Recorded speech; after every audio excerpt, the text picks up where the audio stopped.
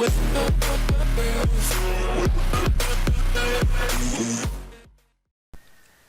everyone and welcome back to another brand new video of Barefox, and in this video today I'm going to be showing you guys how you can enable game mode in any Android device no matter what are you using.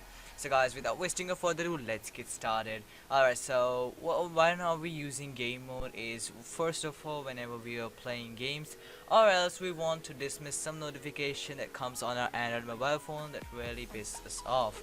So guys, just follow each and every step shown in this video. So first of all, you need to go to your Play Store and search for game mode as I do. Alright, so this is the application on the top that you need to install.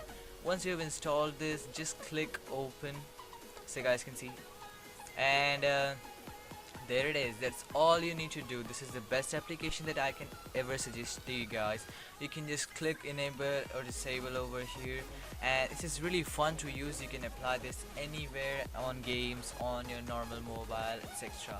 So guys, I hope you had enjoyed this video and I had helped you. Make sure to leave a like and hit that subscribe button with the post notification bell turned on. Like this video for a free cookie, and that packs up for today's video. We'll meet you in another video. Till then, stay tuned and bye.